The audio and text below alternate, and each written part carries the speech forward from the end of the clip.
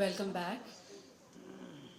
We're starting this session with a multimodal feature presentation, Beeja-the Seed. Concept, research, script, music, dance design, costume design, light design and overall direction of the multimodal feature Beeja-the Seed is by Srimati Swapnasundari. The feature Beeja-the Seed employs multiple modes of art to explore the motives of germination and creation. It interweaves a dance depiction of the biological process of creation of human life with the confluence of the manifest and unmanifest cosmic energies. References to earthly and cosmic phenomena are knit together throughout the production. Beeja is not a linear narrative, but rather a recurring interplay of parallels and contrasts centered on a single idea, that is, the mystery of creation itself. Conceived as a solo presentation, the choreography of Beeja draws from the dance vocabulary of two performing traditions and also incorporates freestyle dance movements. Kuchipudi movements are used to denote the male principle. The female principle is represented through Vilasini Natyam, the Telugu temple dance tradition. The mutual attraction and interaction of the male and the female principles is suggested through freestyle dance movements. The dissolution of two individual egos and their merging into one finds a parallel in the cosmic phenomena seen in the supporting projection of real video recordings placed by NASA in the public domain.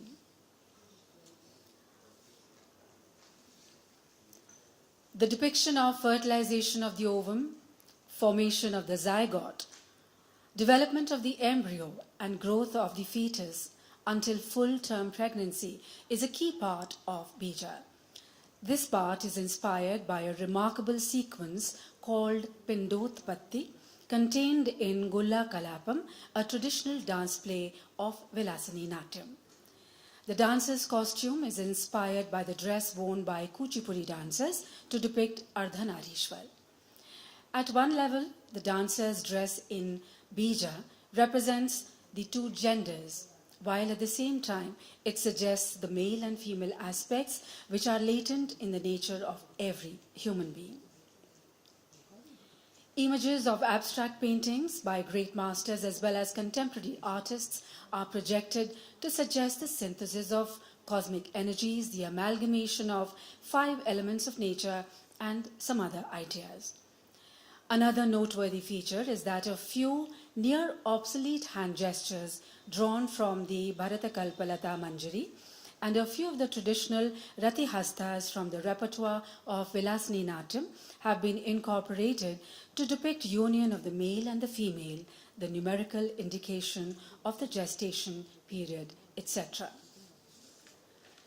The music of Beeja is deliberately kept very stark.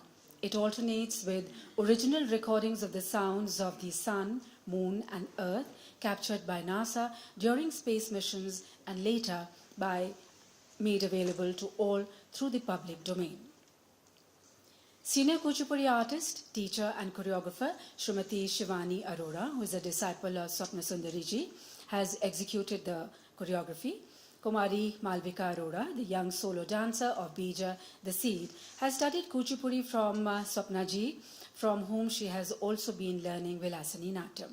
Earlier, she was tutored by her mother Shivani Arora. Malvika is also trained in freestyle dance. Audio and video editing and compilation of Beeja-the Seed is by Nandini Nitin, presenting Beeja-the Seed.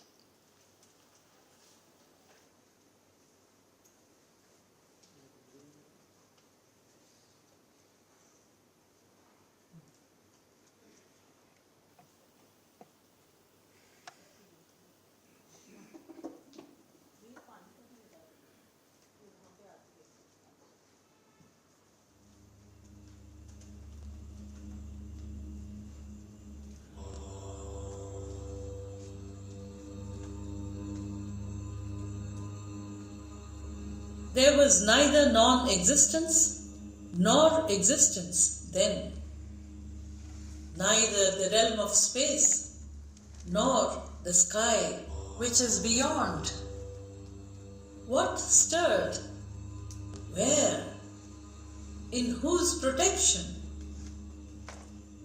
There was neither death nor immortality then. No distinguishing sign of night nor of day. That one breathed, windless, by its own impulse. Other than that, there was nothing beyond. Darkness there was at first, by darkness hidden, without distinctive marks. This all was water, that which, becoming by the void, was covered, that one by force of heat came into being.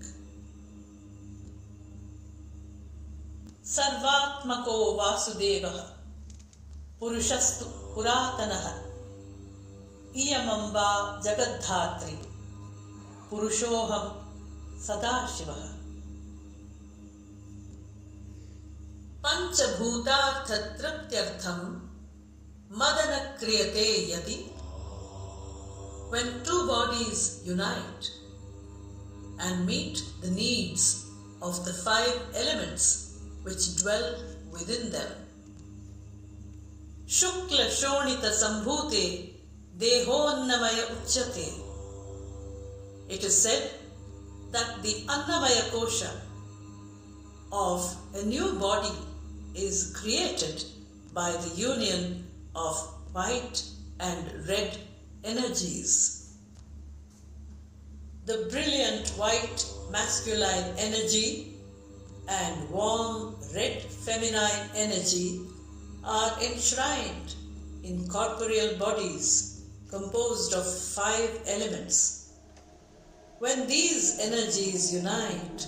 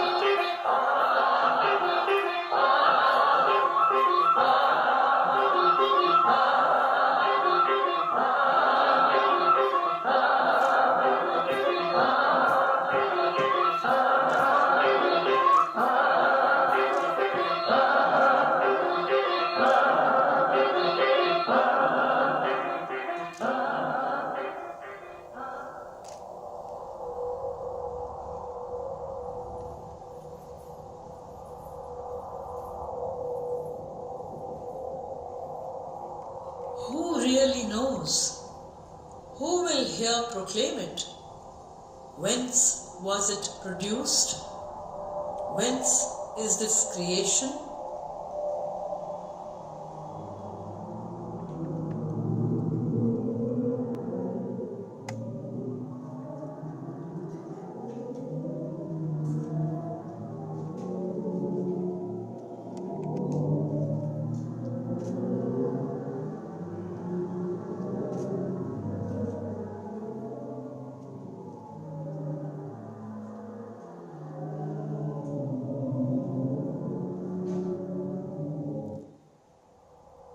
He I am, she you are, song I am, verse you are.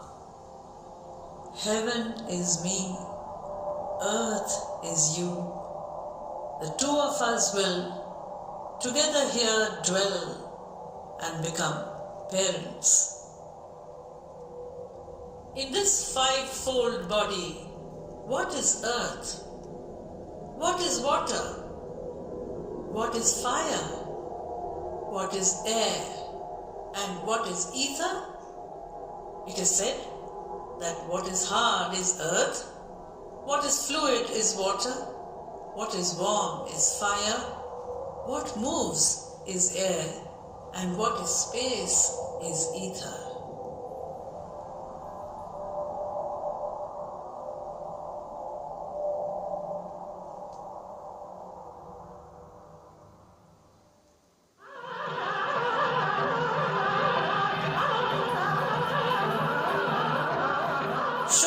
शोणित संभूते देहोन्नमय उच्यते।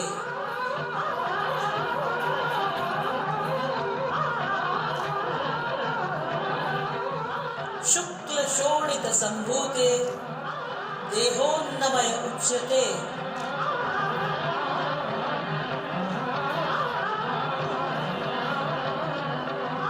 शुक्ल शोणित संभूते देहोन्नमय उच्यते।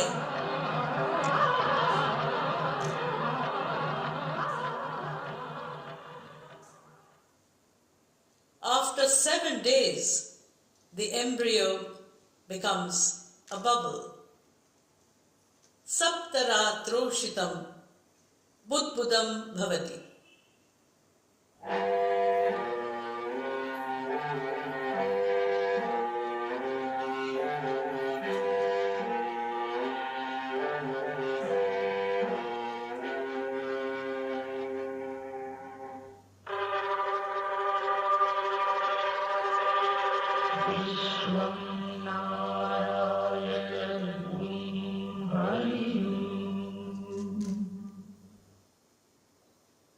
After half a month, it becomes a mass. Ardhamasabhyantarena pindo bhavati.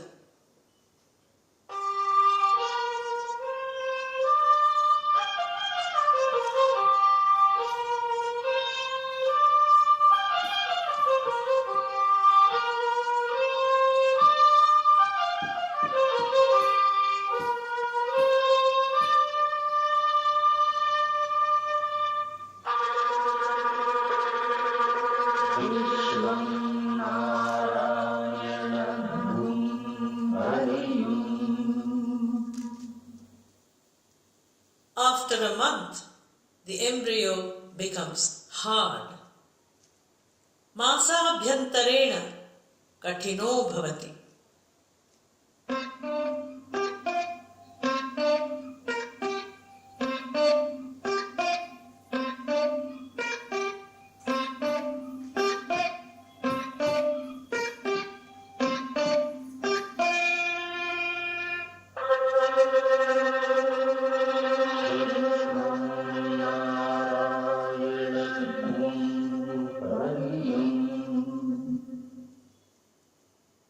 In 2 months, the embryo develops the head.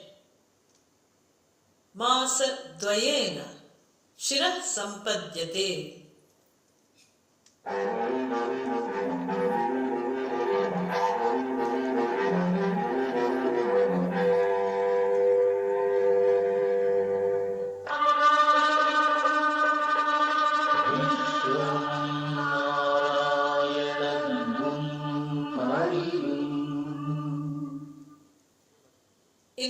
months, the embryo grows feet.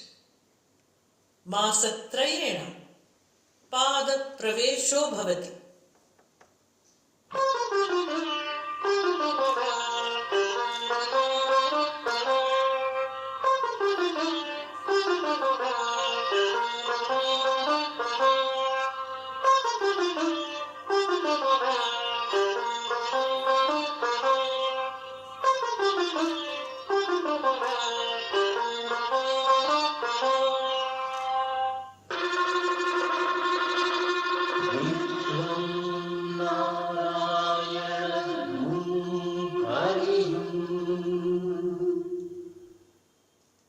In the 4th month, the belly and hip of the embryo are formed. Chaturthamase Jathara Katipradesho Bhavati.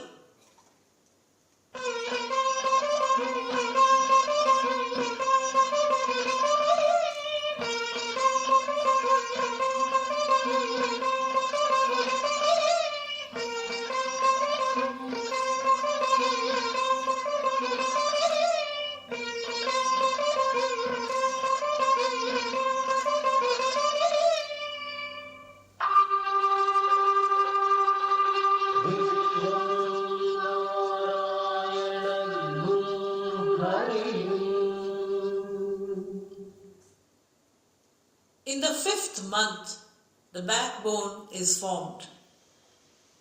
Panchame mase Prushtavansho bhavati.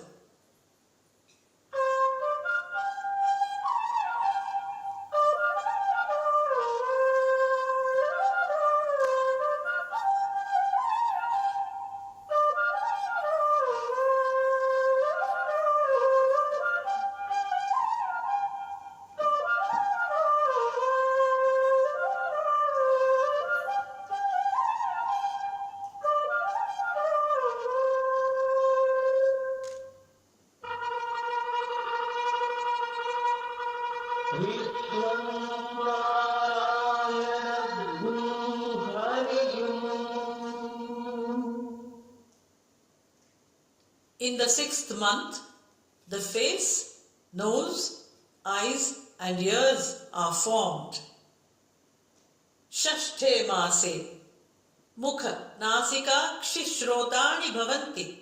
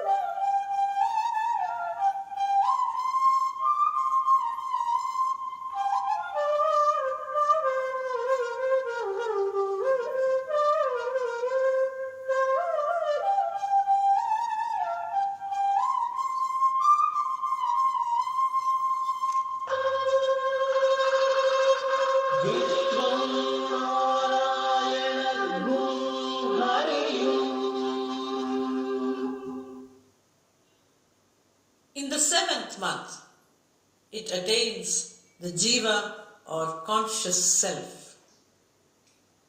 Saptame mase jivena sayukto bhavati.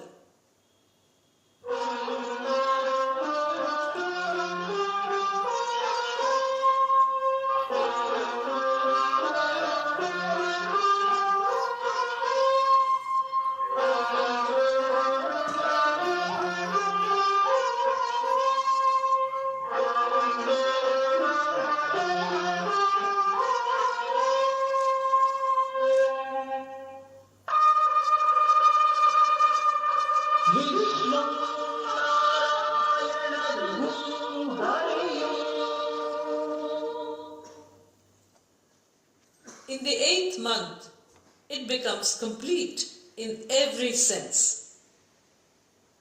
Ashtame mase sarva sampurno bhavati.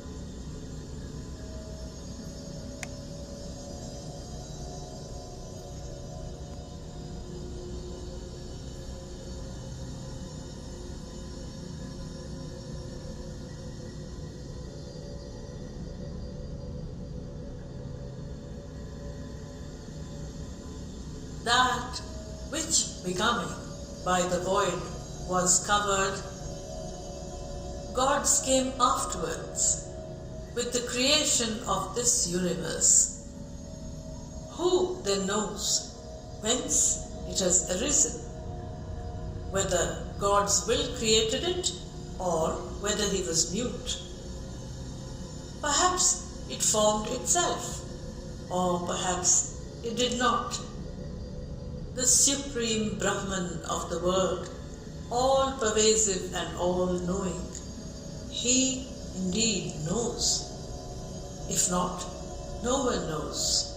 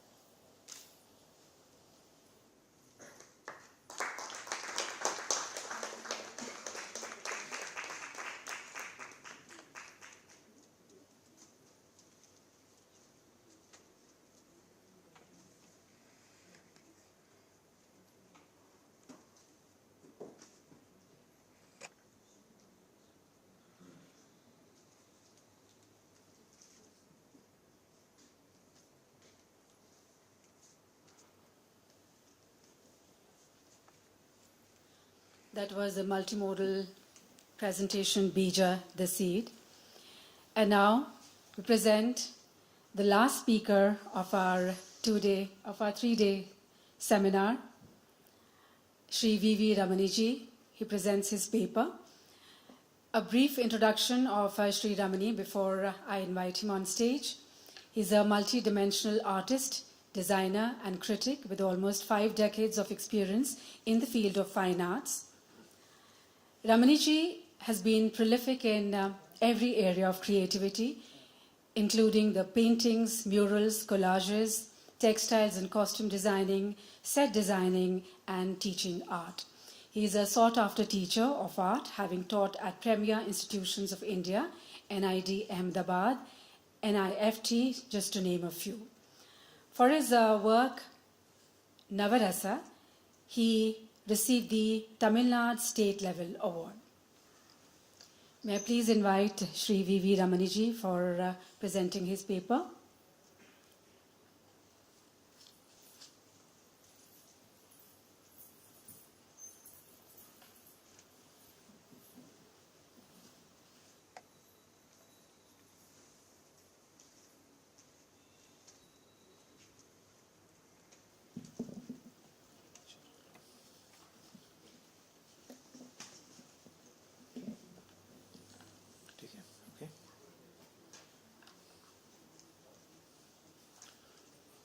Thank you.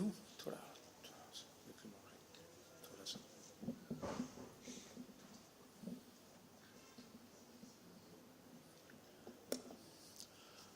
Thank you, and a good evening to all members of the audience here, all scholars and artists. So it's a great privilege to be talking about my special medium of art, which I've been pursuing for the last 5 decades.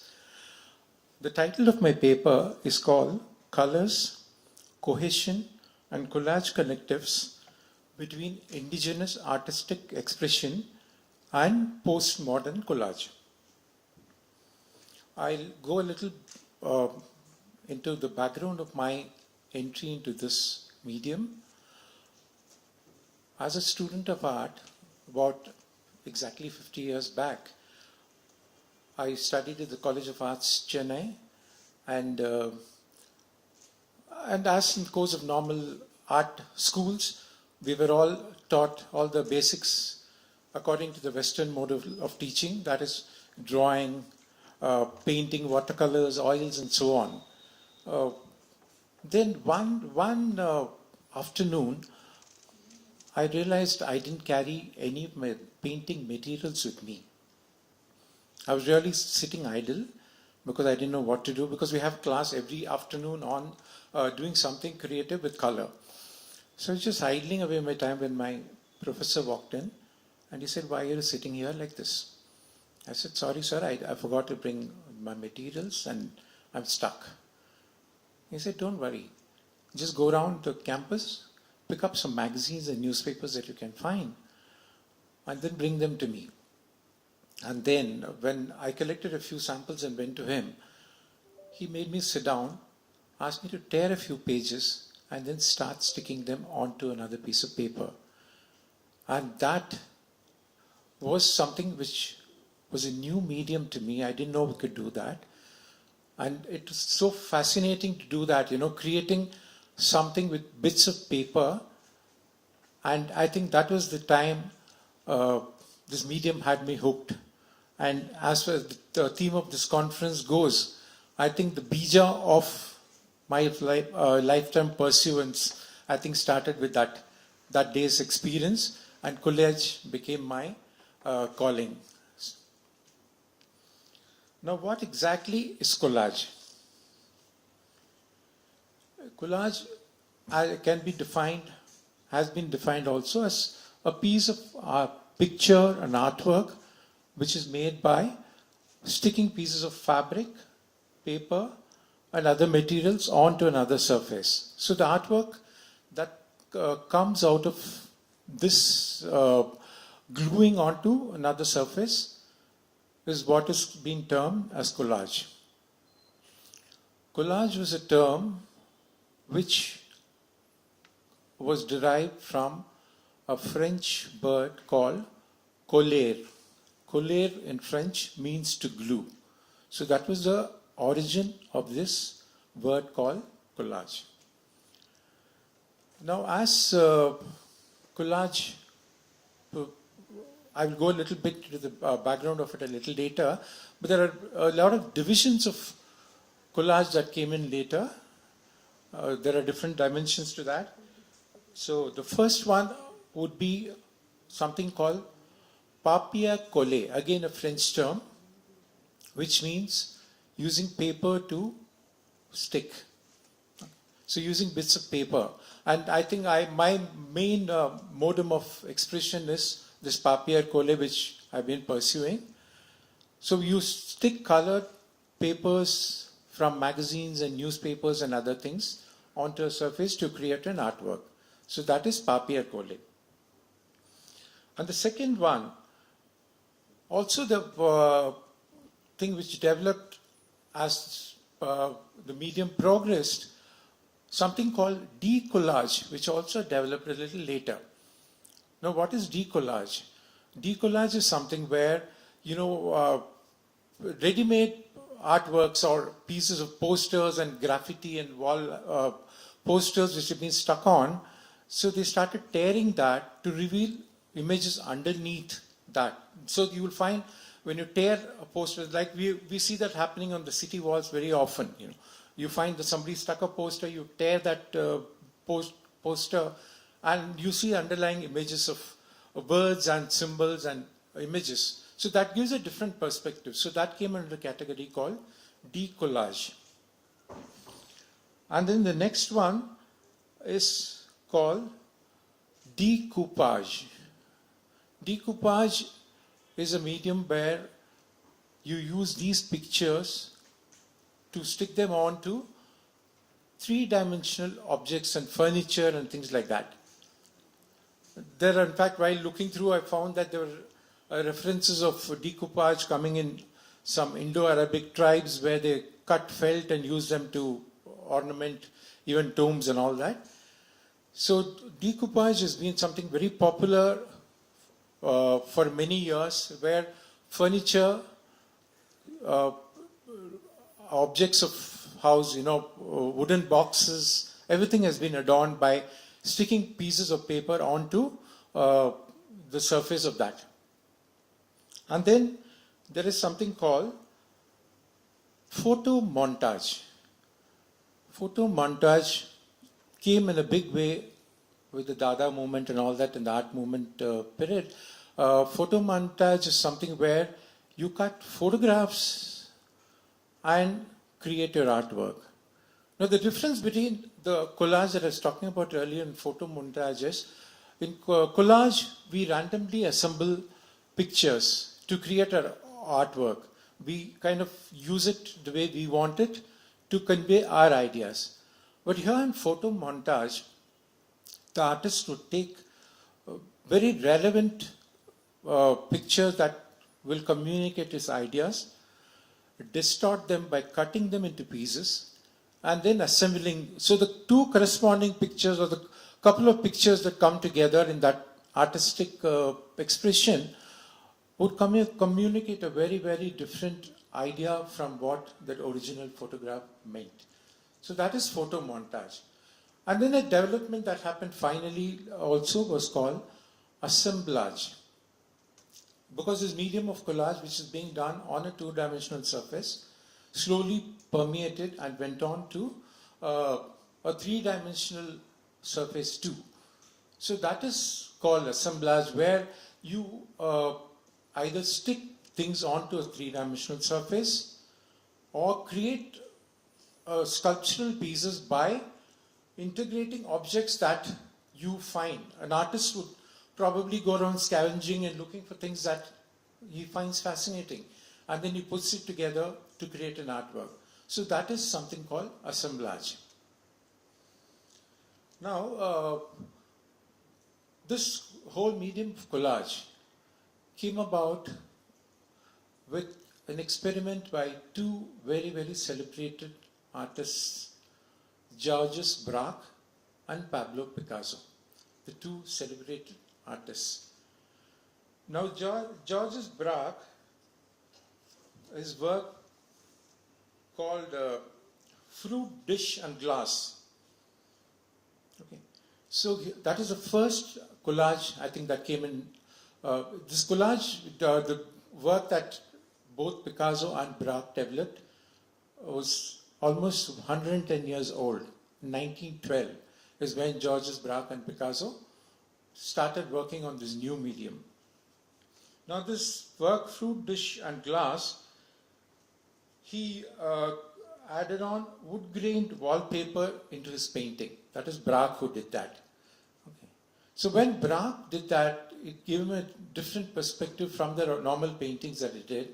And then with the excitement and the camaraderie that they shared, when he showed it to Picasso, Picasso also came up with another work, which is the most celebrated, I think, collage. When people talk about it in terms of reference to collage, the most celebrated work is Picasso's.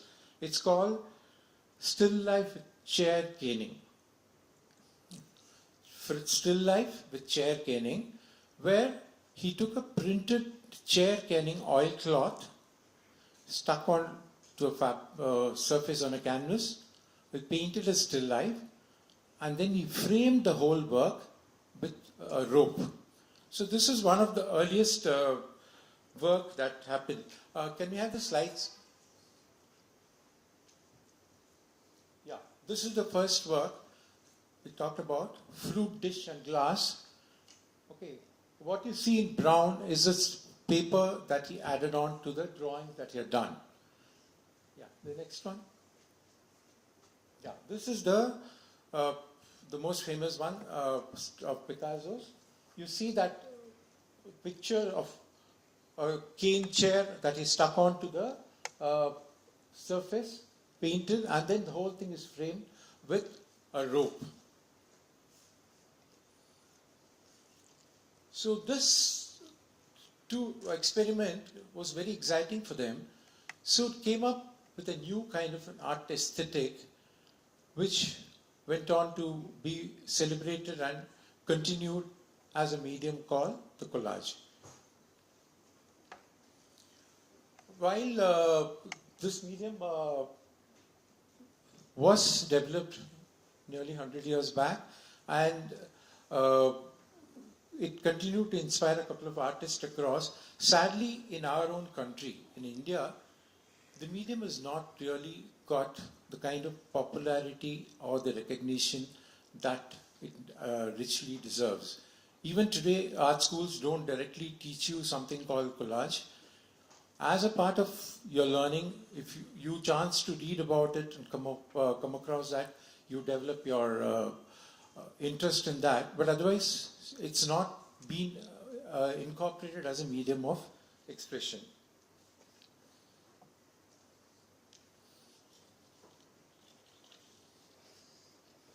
Yeah. Now, well, there are two more pictures of Picasso, and there are two more. Yeah. This is another work. Can you see he's used a piece of newspaper there to add that. It's a violin that is visualized, and he uses a piece of newspaper horizontally to add the dimension to, and you can see that the newspaper adds an extra dimension to the artwork, and that is what collage actually helps in. It kind of brings in elements which you're not sure of and adds a deal of interest to the work. Yeah, the next one. Yeah, this is one more of Braque's. Yeah, by the next one. This is another work which is by a German artist, Kurt Schwitters. He went on to use layers of papers. They started using postal envelopes, postcards, and so many materials that they found. And he also went on to add on elements of metal and other things onto his work. And the next one. This is an example of what I was talking about of assemblage. It's a very famous work. It's called Monogram by Robert Rauschenberg, who did a lot of great work after these two pioneers in the field. Now he made it three-dimensional. He took a tire and then he created a sculptural figure of a goat there, and then the surface is done with collage. So they developed the medium into different areas. So this is an example of assemblage. Now, after this brief history, when I was called by Swapnasundari to the seminar called the Beeja, I also developed an interest to see where its roots began, whether we have references, because all along what we've been taught is that collage is a medium which came with Picasso and Braque in 1912. There are no this thing, so it's a modern 20th century kind of development. So when I started looking, I wanted to go see whether there are references to this in other forms of arts, earlier forms of arts. So my search went, and then I found that there are some references to this in China and Japan. In Japan, there is an art called Chigiri-e, Chigiri-e, Chigiri-e, where they combine calligraphy with artwork. And one of the most important thing that I found in this Chigri is that they used only handmade paper. They did not use any of these other papers, printed papers and all that, but they just used plain colored handmade paper, laid them one on top of the other to create artworks, and the artworks were finally looking like paintings, watercolor paintings. So it was not the kind of collages that we saw in some of these things here, random thing, but it's just handmade color paper to create that painting that they wanted to represent. So that was one. And then there's also, it developed further with poetry and the poets taking it up and the calligraphers taking it up. So they started sticking paper onto cloth and then embellishing that with layers of bits of paper, bits of metal, other found objects and all onto that. And then they would paint that, the surface of that, with watercolor to represent the seas and the mountains and all that. So that was another form where I think was an early reference of collage that I could find.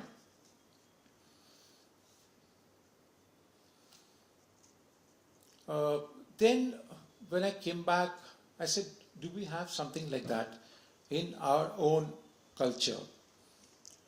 So I were actually looking at things, and there are no references about these kind of artwork. But looking at the various arts and crafts across the country, I could draw that a lot of parallels between what is there in the medium of collage and how it's been used in our own crafts. Okay. Now I probably digress a little when I say I'm going to talk about this artwork which is from the region of Orissa. I'm sure many of you would be familiar with it. It's called the Pipli artwork. So the Pipli artwork is something, it comes into the category of applique in the textile parlance, but it's again artwork where you overlap something onto another fabric. And very often in many of the things, both in Pipli and another area where this kind of similar work happens in the Kumbakonam Tanjavur belt. So these pieces of fabric are overlapped onto another piece of fabric, colored, and then they're stitched on. So that gets it into the applique category. But it forms a basic collage technique in their approach. Can I have the next slide? Okay, this is an example of decoupage, where a piece of paper and artwork has been stuck onto a stool. And next one.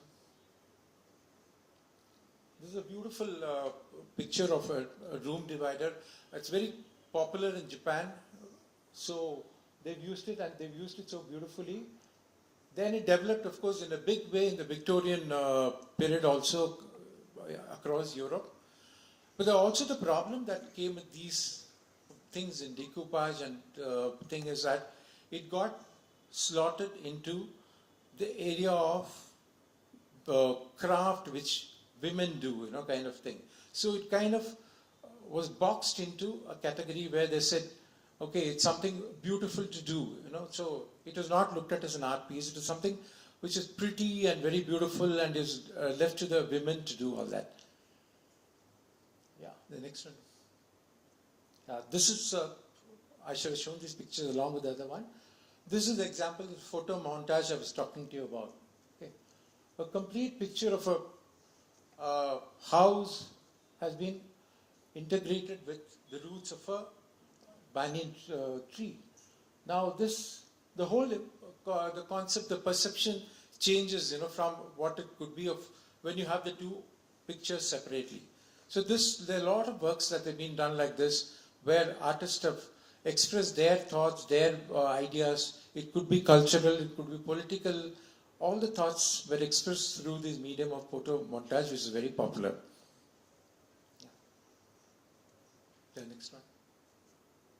This is a work sampling of one celebrated artist from India called Shastra Patel, who is a well-known designer and artist, who used to do specialize again in collage. There are only a handful of people who've done collage in India. One of them is Dashrath Patel. Satish Gujral was another artist who explored that medium. And then you had one or two other artists. There's one more artist whose picture I'll show you later.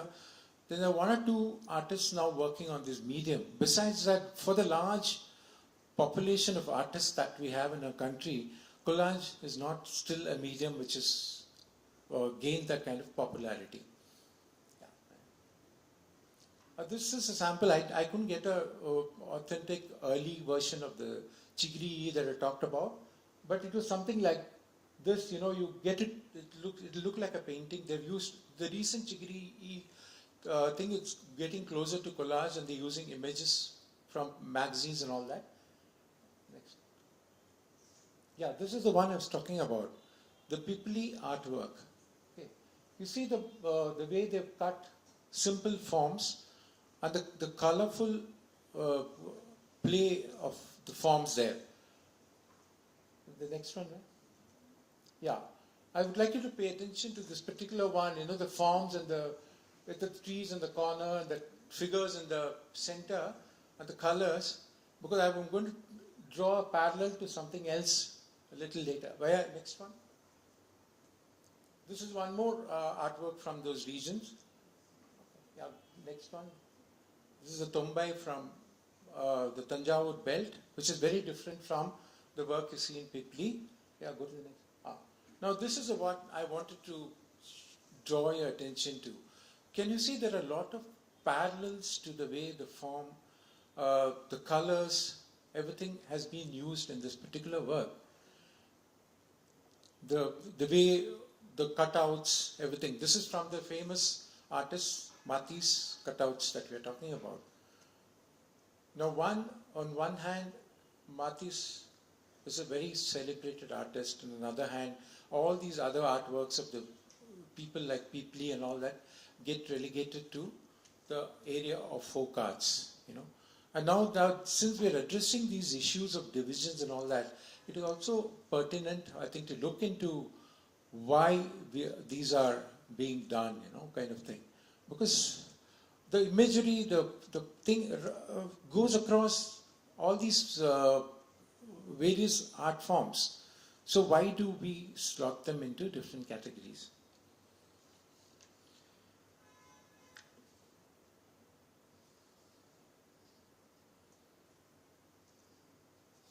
Yeah, and then they go to the next segment, which is development that happened. Now, with the colonial influence that came in, oil painting, till then we had a high heritage of miniature paintings using tempera things, and so we have very, very celebrated Mughal miniatures, Rajput miniatures, the Ajanta frescoes, and so many things. But with the colonial influence, we also got into the Western model, you know, which I talked about in the beginning, which is what we follow in our colleges today. We follow the Western module of teaching. So we got into the Western thing. So the colonial influence brought in the medium of oil paint into our country. Before that, it's always been tempera and other material. Oil painting was not explored or done. And one of the pioneers who used this medium happened to be Raja Ravi Verma. Raja Ravi Verma is very, very celebrated today for his portraits and his pictures, oil paintings, royalty, and, you know, mythological themes and all that. But another important development that Ravi Verma's contribution, we could say, more than the fact that he brought in Western oil painting into the country, was this thing of printing his works. You know, he established a printing press which could reproduce many of his paintings, and these oleographs, as they were called, were distributed across a lot of households, to the extent that almost every household, I especially know in the southern circle in Tamil Nadu, I think every house will have at least Lakshmi and Saraswati, definitely from the Ravi Verma print. So that is a kind of popularity that came with this oleograph that was. Now, again, very interestingly, these oleographs that came were not left like that. There were people who just get that. But then artists, creative people, it could be women very often in the households, who didn't have outlets to do things outside. So started exploring on this very own prints of Ravi Verma. So we have some examples, one or two, where women started taking up pieces of fabric that they could find in the house, pieces of stones and jewelry and thread, gold thread and whatever they could lay their hands on, and started sticking and stitching onto the surfaces of these paintings. So I have one or two examples of that. Yeah. Now you see this. This is a Ravi Verma print which I think everybody has. Somebody has taken the effort of the sari is embellished with a fabric, the blouse is embellished, then the jewelry is added on. Next one. Yeah, it's even more evident, more obvious here. The very layering of. So this is again, I would call it a form of collage. It is a kind of development where you're putting another element onto a surface. It could be a printed, painted surface. So this is another element which gets you that collage aspect into our art. And then, then many of us also are familiar with what is called the Tangled Painting. I mean, almost everybody, every cross knows about it.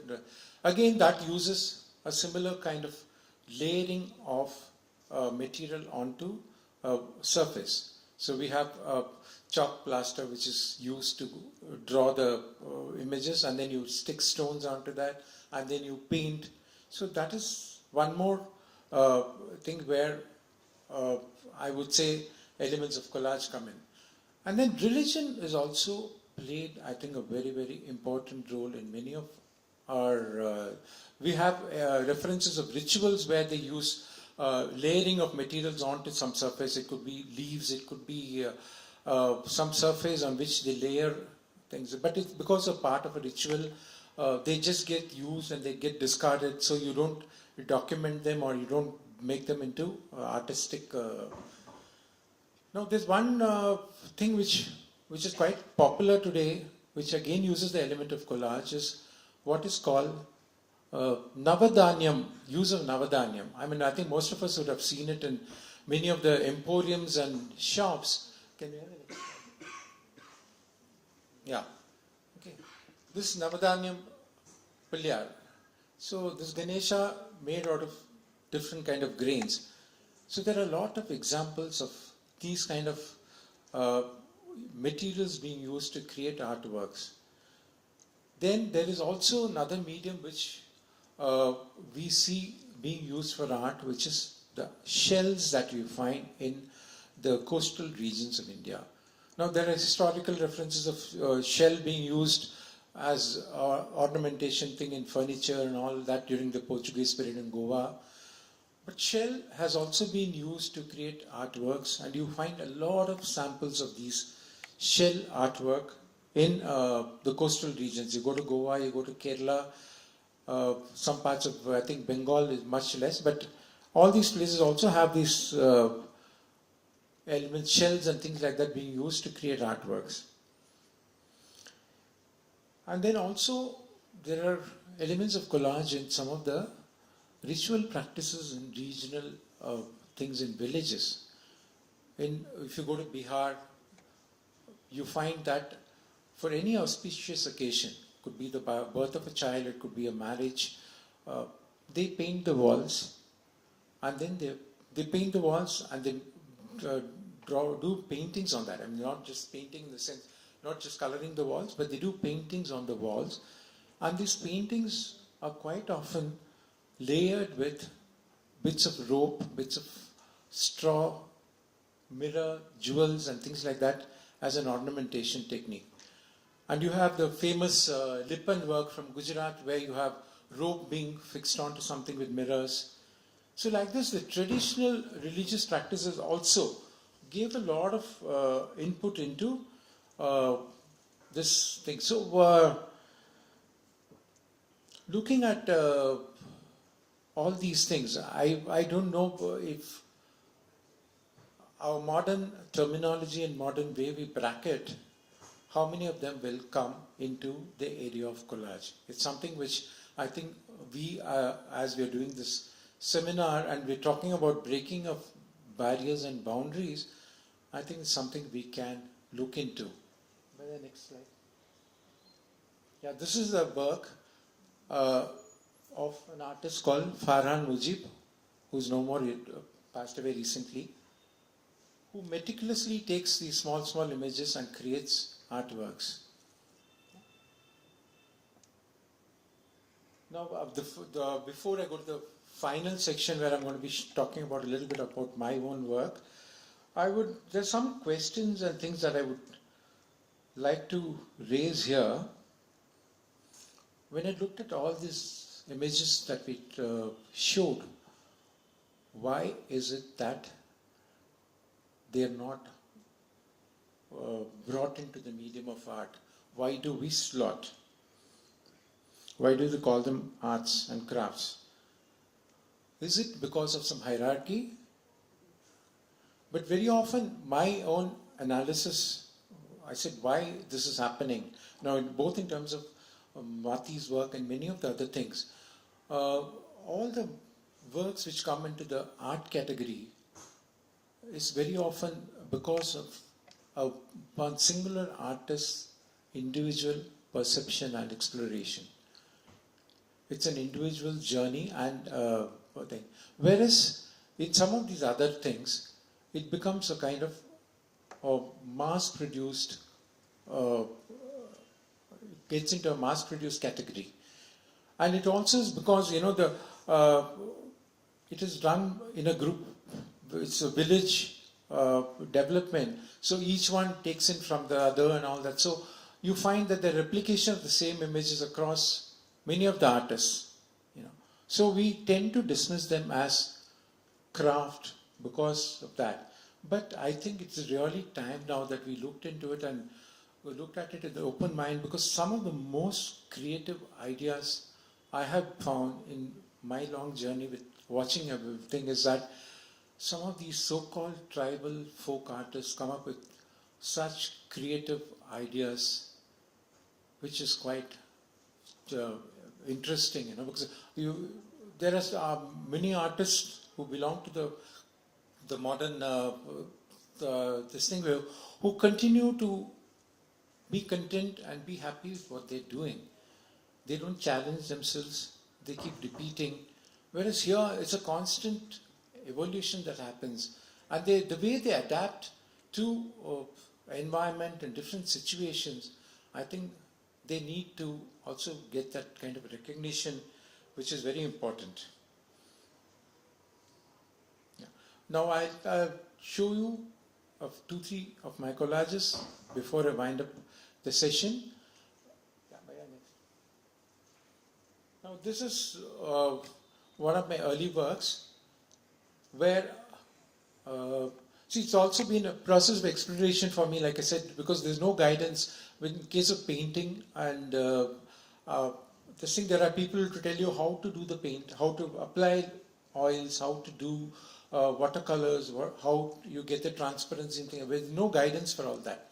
So you have to constantly explore, experiment, and then find out answers for your own thing.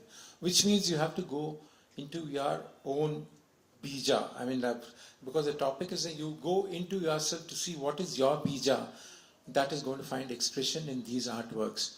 Now, initially when I started working, it was very much layering of materials that I found, cut and paste, they would call it, where I would just create images, cutting pictures and pasting them.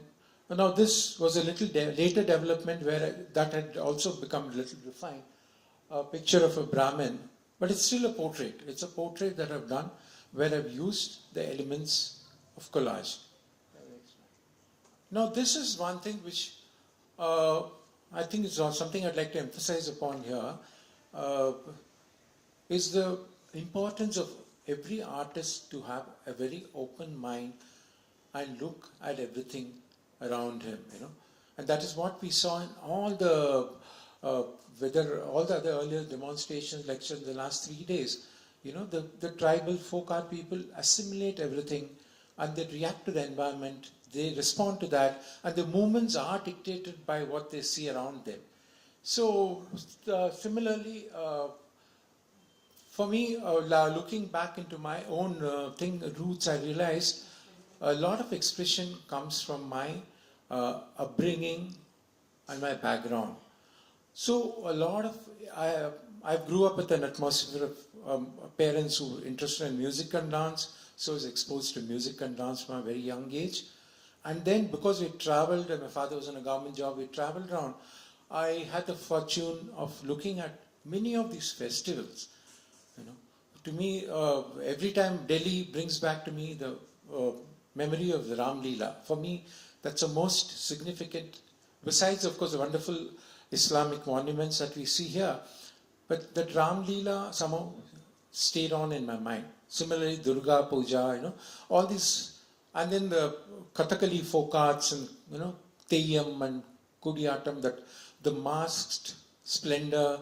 So all these influences plus my music and dance experiences, I think, have also come into my artwork.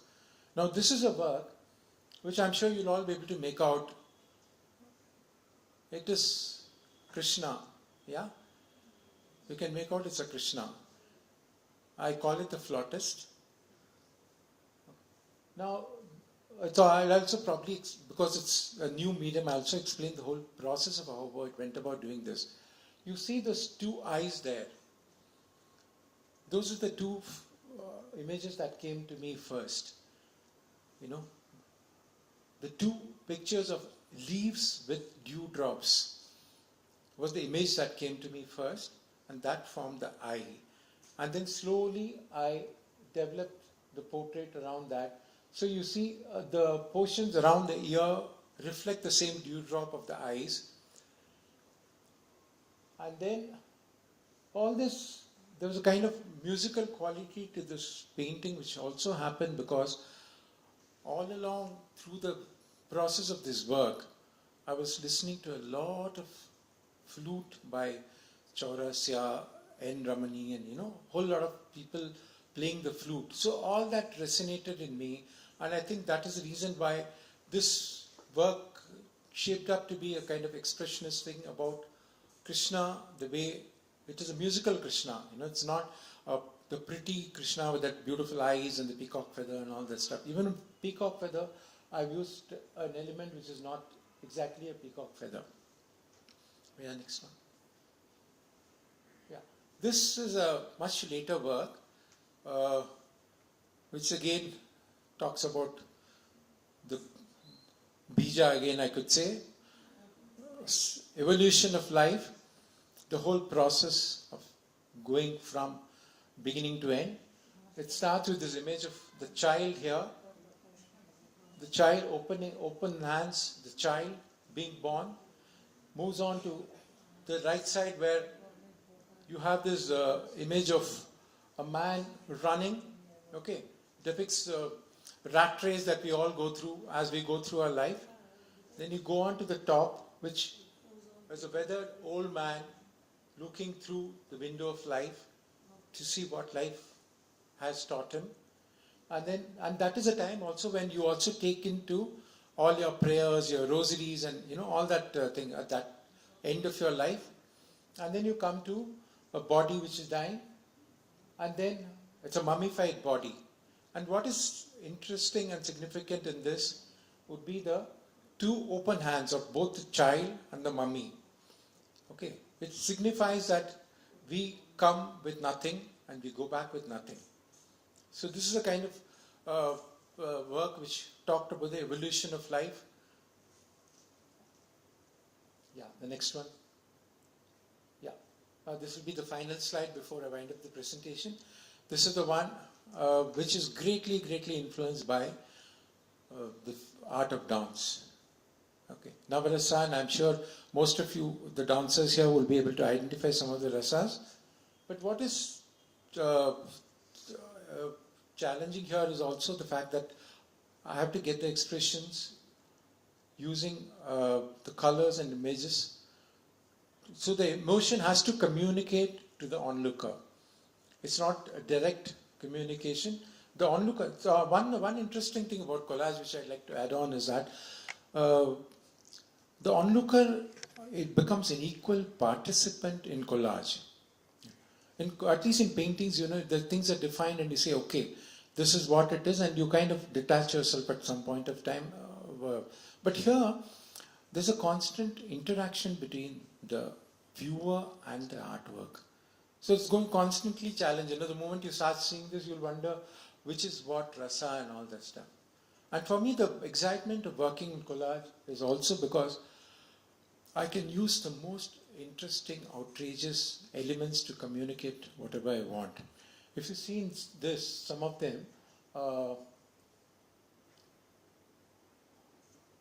used a kind of coil in the image on the left side middle. I've used a kind of electrical coil, the wired thing image there, to talk about the fear aspect. You start gritting your teeth. Now, see, if I'm going to be painting, I might not do that, or if I do it, it becomes very contrived. But with collage, what happens when you do these kind of unexpected elements coming into that, adds a lot of interest to the work. And the work process itself is a very creative process. Why collage is so fascinating is you're sitting with a whole lot of papers all around you, and you might have an idea. You will start having an idea, okay, this is what I'm going to be doing. But while you're doing that process, while you're sitting there and doing that artwork, and your images all around, you realize that suddenly a couple of images pop out of somewhere, and they kind of enter your picture, and they are able to alter your entire concept that you started out with. So the pictures also come and play a role along with you. So till the work gets completed, it's a kind of exciting journey between the pictures, the papers, and me, and So I think that is the most creative aspect of this medium called collage, and I really wish and hope more people would take this thing, because collage itself is something where you take bits and pieces and put it together. Okay. So I think it's the most interesting medium, and like I said, this forum is a good, probably the beginning to look at breaking the barriers, because some of these people have done some creative work and they need to be thing out. So I think this is a good beginning to talk about making the necessary changes. Yeah. Before I wind up, I'd like to thank Swapnasundari for inviting me for this conference, Helen Acharya and all other members of the Sangeet Natak Academy for giving me this opportunity to share my experiences and my work. Thank you.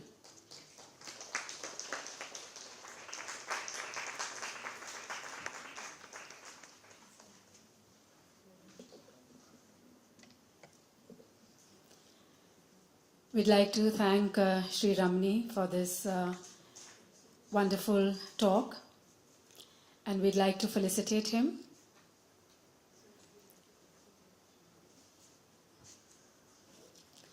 I request Secretary Sangeet Natak Akademi, Shri Anish P. Rajanji, to kindly do the honors.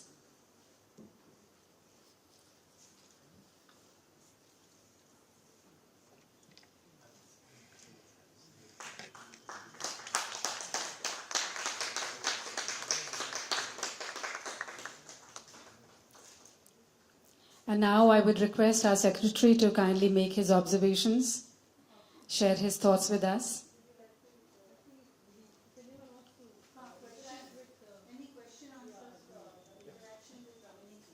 Okay. Before that, we can have some interaction with Ramaniji.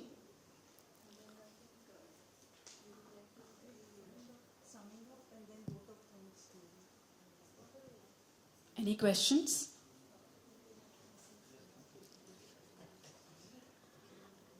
So, okay, thank you so much.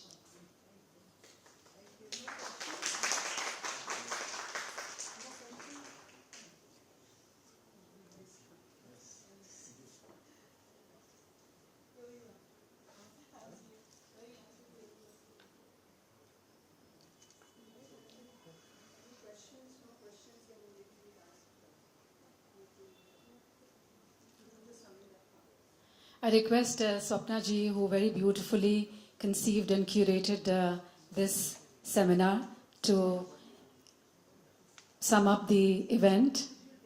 There were such scholarly talks and well-researched papers that were presented by our specialists, masters of their genres, and all of these gave us a lot of food for thought, and they were very engaging, engrossing, and thought-provoking. And I'm sure Swapna ji will have a few words to say about this.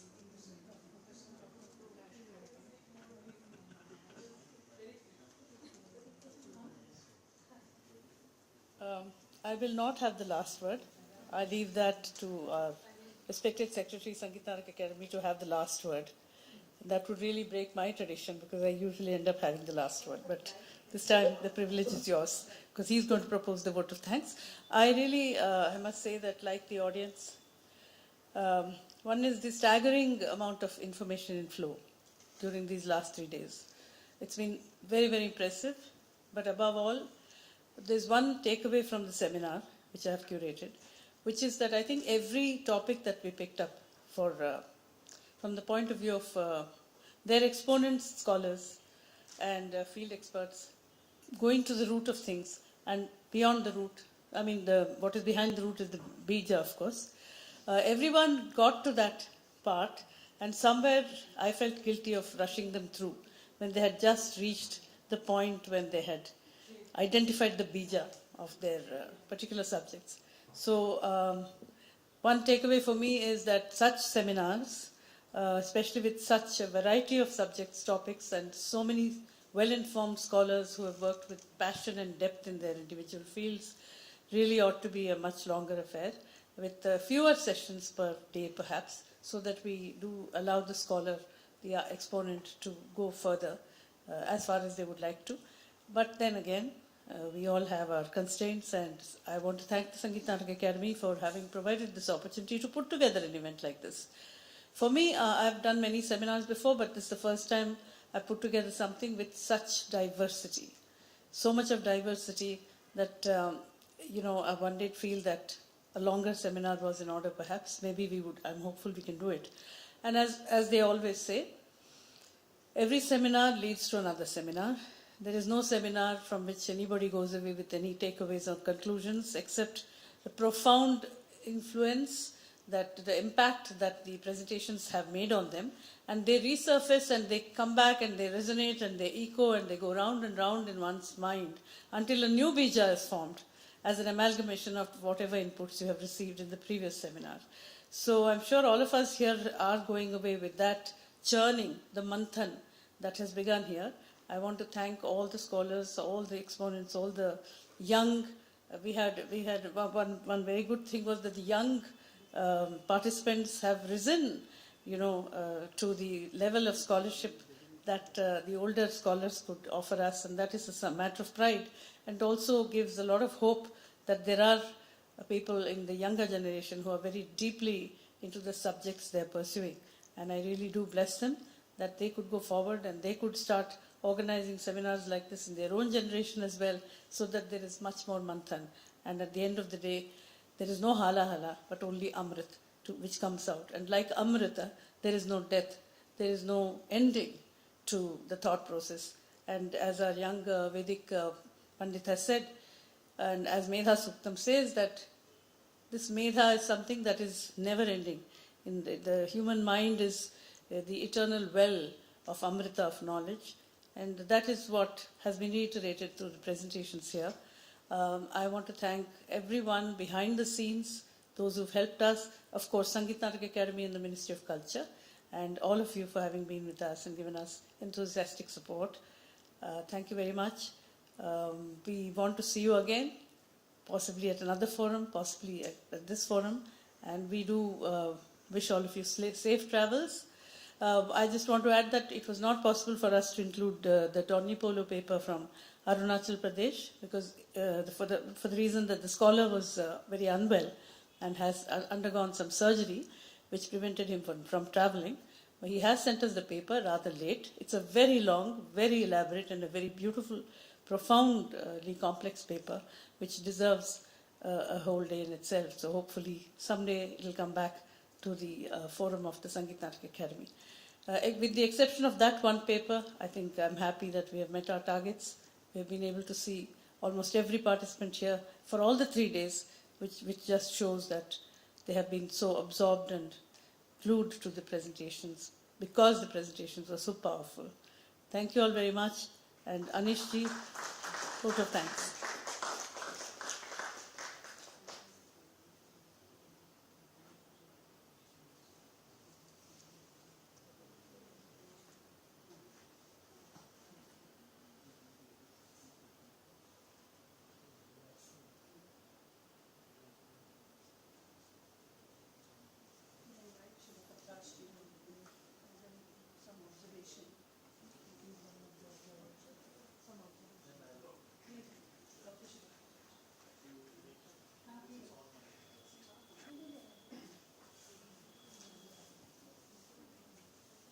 So our secretary has requested Shiv Shankar ji to Shiv Prakash ji, Dr. Shiv Prakash ji.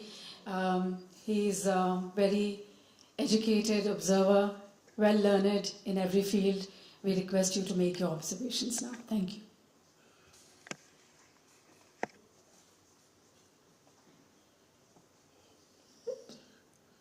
First of all, let me thank Swapnasundari ji, whose performance I've been watching on the television for decades. So for the first time, I met you. I've spoken to you once when I was in JNU. Maybe you've forgotten this one, but it was a wonderful opportunity for me. And I was very busy traveling. I just returned from Delhi one day before I got this letter that I should come here again. And because my friend Hanish is there, I came and it was amply rewarded. India is a home of so many diverse forms of arts, visual, performing and verbal, that you can't keep count of it, you know. Just as in Shivam in the Mahimna Stotra is said, if Saraswati uses the ink of all the oceans and goes on writing the names of the exploits of Lord Shiva, it will never be complete. Similarly, there's a mind-boggling number of verbal arts in India, and I'm happy that some of the most prominent of such arts were included in this beautifully conceived, curated event. And I only wish that something from verbal arts had also been included, because that has been an important part of in India. For example, ancient Tamil culture, they always Iyal Isai Nadagam, music, painting, and drama, literature, music, everything went together. Maybe next time, because not everything can be included. I came here to be a Sakshi Bhava, but now I've been breaking that vow of Sakshi Bhava. I was deeply impressed by the presentations, some of the presentations, like the one that Shuklaji did about the arts of Gujarat. That was very fantastic. I thought that he brought in new concepts. He said, for instance, he pointed out Chanda Shastra is more primeval than Kavya Shastra, which is very important. And again, Shugunji for her very lucid presentation about this Chow Nach, And I'm happy, two important questions came up again and again. They were reverberating through all the presentations. The relationship between Shastra and Loka, which is very important. And yesterday, Swapnaji says it's like chicken and egg situation. You don't know which comes first, which later. But my own take is that, and yesterday, Shuklaji, I think, said one important thing, that everything comes from Loka. That's fine. And he made a wonderful new concept, Loka as a collective, creative, unconscious of a community. That was a very important concept for me. And again, another thing which I observed was, for example, there's a Matangamani's Bruhadeshi, where Desi is called Bruhat, and Marga emerges out of it. That's one way of looking. There are different ways of looking at it, but I feel that Desi is the ground, wellspring of all other later, more evolved art forms. And another thing I noticed in the presentations about theatrical forms is the relationship between theatre and theatre and the ritual. We have got a vocabulary from Eurocentrism. Professor, I have to mention Professor Karge's wonderful presentation, Maharashtrian arts and ritualistic arts. Now, one of the things is that we have this bankruptcy vocabulary, because the vocabulary was derived from cultures which are not related to our own. Just as we are speaking in English, which is a language neither your own nor my own. Similarly, we're using Eurocentric concepts like that. So a lot of European scholars have talked about the relationship between ritual and theatre. But my own observation is this: I learned from one of my young students who worked on the healing theatres of the Kani tribes of South India, and also folk tragedy in the Tamil folk culture, tragedy in Tamil folk culture. He pointed out this whole concept of the ritual and the relation ritual and theatre, ritual being the origin of theatre, was misconceived, because back of it is the festival. For example, your Chow happens during a certain festival, Chaitra festival, and even ancient Greek theatre happened during the Dionysian festivals. So festival comes first, and theatre is part of it. And another important observation made by Shuvanji is about the relationship between the ritualistic art and sacred. Because she said, you can't call them secular forms, because at the end you have this avesha, this possession happening. If you look at Viragasi of Karnataka, Terracotta of Tamil Nadu, and even in the Yakshagana at the end there is this Adolaga, where the deities and all the other characters come up on the stage. Sometimes they're worshipped. So even when it's telling a secular story, it culminates in the sacred, because these are the theatres which still retain their umbilical cord with the sacred, which of course modern theatre, thanks to the National School of Drama, has lost. Thanks to modern theatre, we have lost it. So these are some of the important takeaways for me as a very ordinary student of performing. I am not a scholar in anything, I don't know Sanskrit, though I have some bearing in literary history and some interest in South Indian art, particularly from Karnataka. So it was a great learning experience for me. Thank you, Swapnaji, and thank you, Hanish, for remembering me, and Helenji, whom also I have known for years. She was my colleague in this building. Thank you.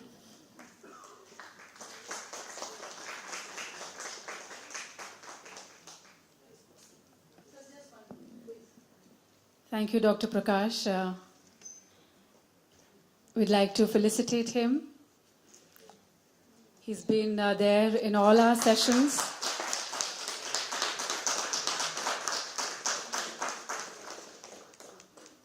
Thank you so much. And now I request our secretary to kindly give vote of thanks, if I may say so.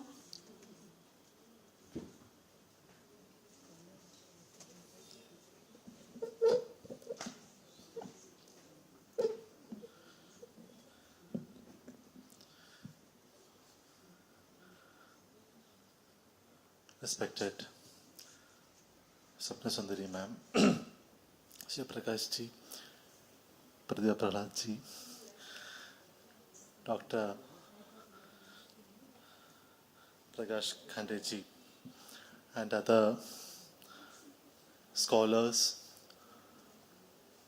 students, dear friends. There's a small correction, I am only a secretary in charge. I'm not a secretary in its fullest sense. I'm basically a director in Ministry of Culture in charge of all the academies. I'm just having a interim role in Sangeet Natak Academy, but I do see a kind of a circle coming up, because when I took over the secretaryship,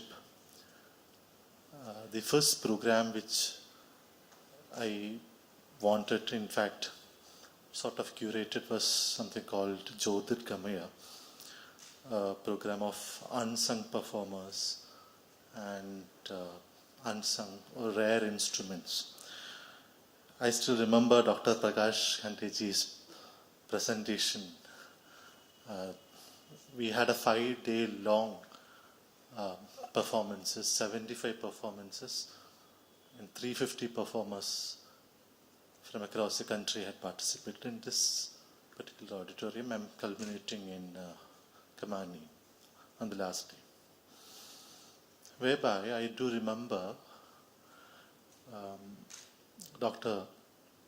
Kande Sab mentioned, because he was actually sitting with the performers and directing, directing in the sense some of them were playing some instruments which were very, very rare, and I have not seen it till then. I do remember there was a particular plate, a steel plate with a stick attached to it, and when the stick has been played, a sound will start resonating. And that was a performance, if I remember correctly, please correct me, sir. That is a ritual, a part of a ritual which is performed during the birth and the death, right? This is performed only during these two instances. Then after 10-15 minutes, he asked them to stop. And it is quite important, and it was quite important that he made that remark. And what I understood is that it was not a performance. The one who was doing that, he was doing a ritual. A performance can be stopped. There cannot be a time frame for a ritual. So I start from what Professor Prakash has told, that what is this relationship between the sacred and ritual and the performance. I personally don't believe that there is something called alienation in performance.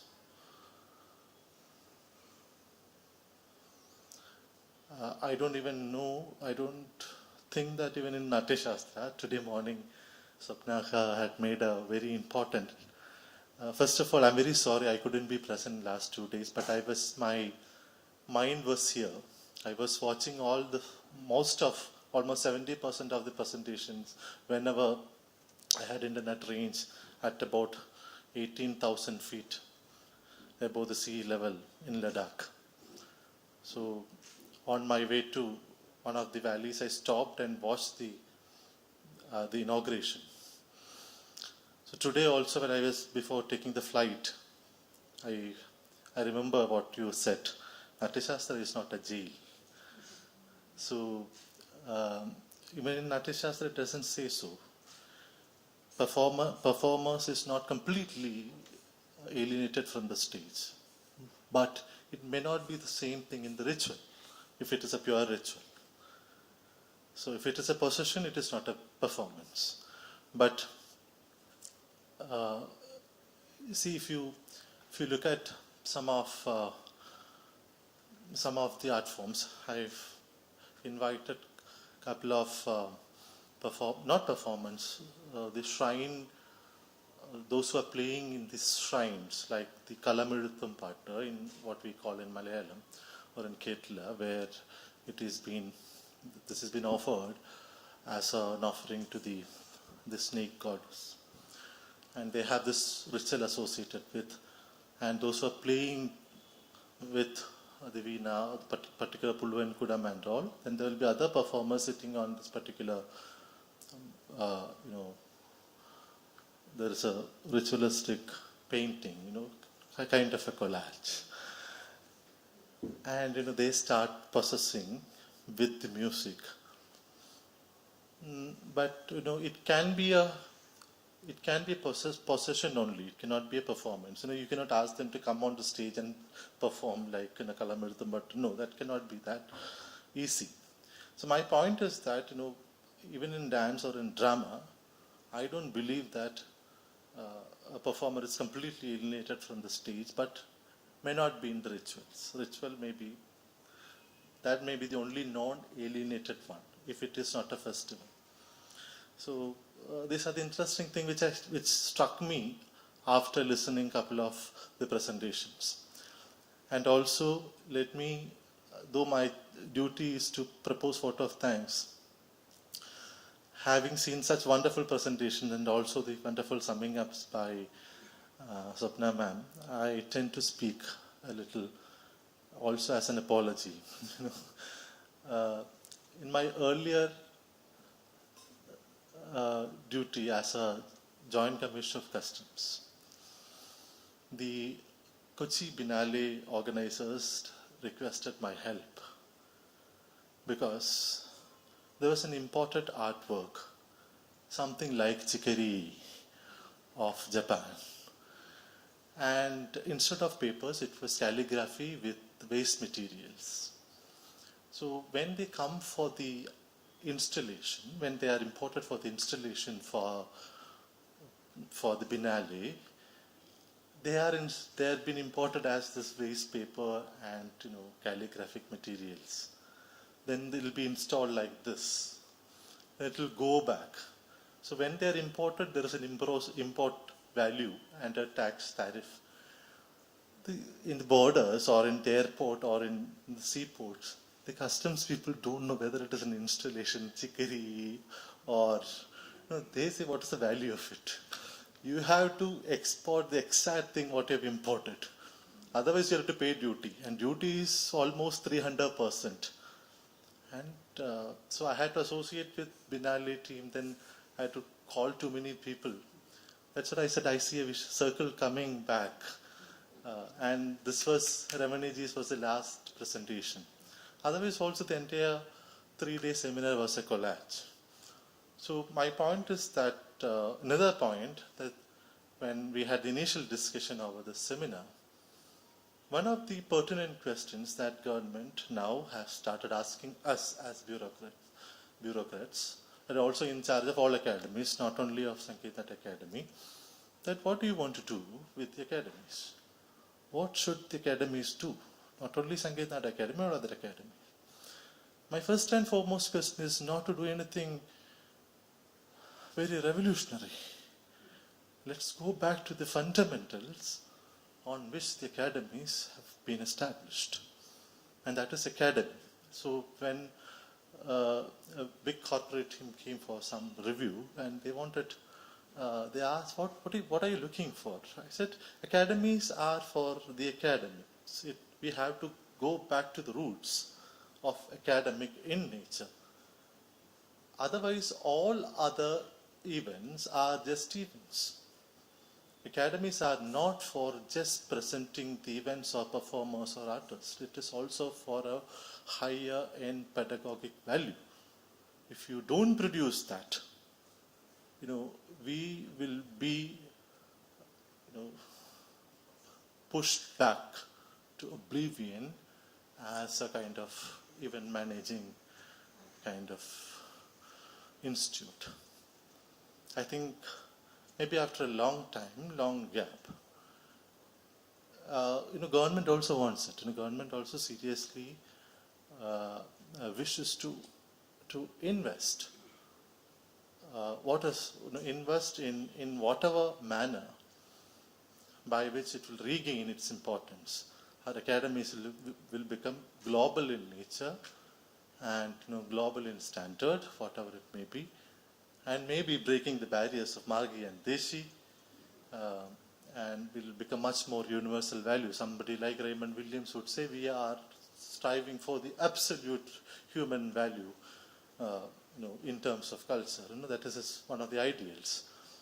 So this is what Ministry of Culture seriously wishes to intervene. And now let me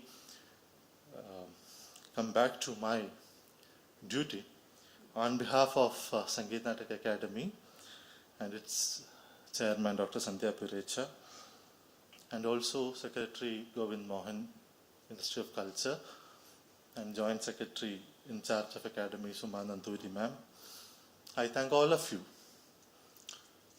the audience, the onlookers, the participants, for your august presence here, because it is basically for all of you.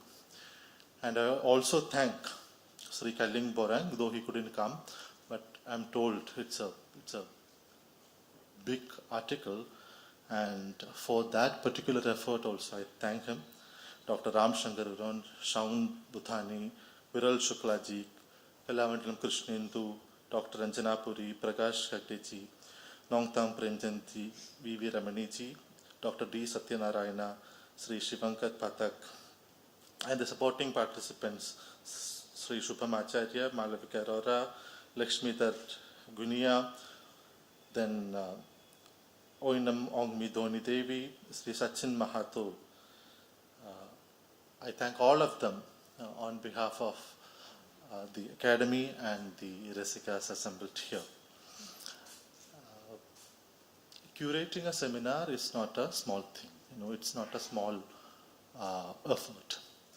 We have been having performances, we have been having seminars, but we never had a seminar performance.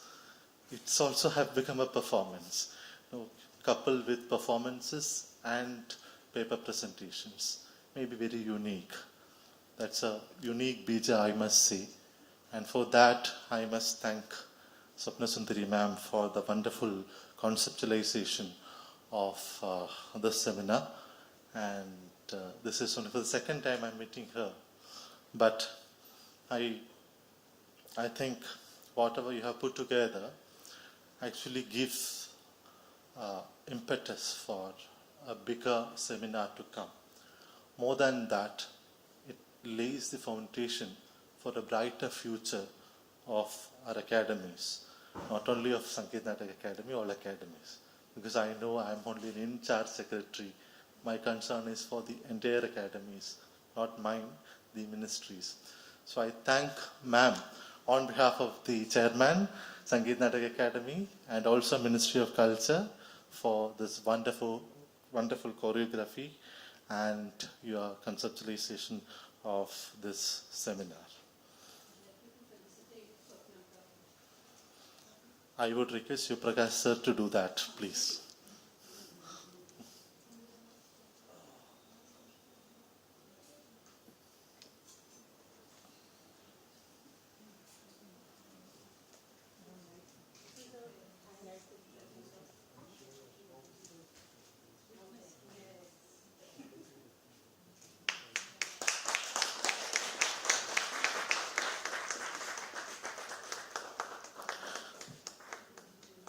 Dr. Shivaprakash was not my direct professor, but you must know one thing, he is awardee in both Sahitya Academy and in Sangeet Natak Academy, a rare achievement for any artist or any thinker or any professor. So I don't know whether you know that particular fact. He has been awarded both by Sahitya Academy and Sangeet Natak Academy. So thank you, sir, and thank you, ma'am, once again. And I also thank Helen Acharya, who has become an Acharya for doing too many events together. Also my technical team, Shailendra is there, those who are, Pandeji is there, all of you. I don't call you by name, but please give them a big applause. You have been excellent. You have been excellent, because when I got a call from Swapna ma'am today, Anish, where are you? All of them are waiting. I said, I'm just watching ma'am. So by 4th month I was here. So, yeah, 4th or 7th I think. Yeah, and also for the comparer. And thank you. Thanks for coming to the academy. And thank you all of you once again. Have a good evening. Please go back with good memories. Some media people and Doordarshan Yeah. Yes. I'm very sorry if I missed out any names, but media is important. Uh, they have been covering all our events, especially Doordarshan and other visual and other media, social media. I thank all of them. If I have missed anybody, I beg your pardon. Maybe I'll thank them in next seminar. Thank you. Thanks a lot.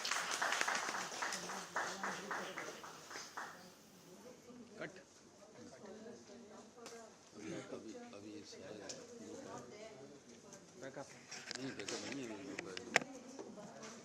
अच्छा वो photograph के लिए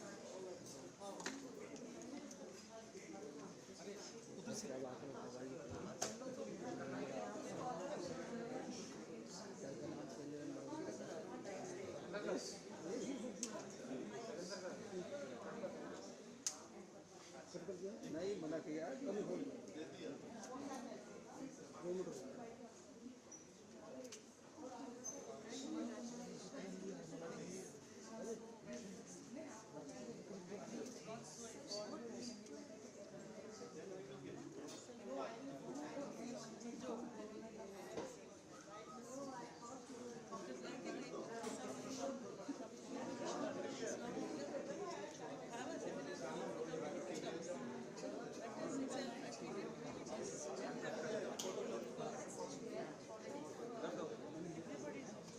कर दो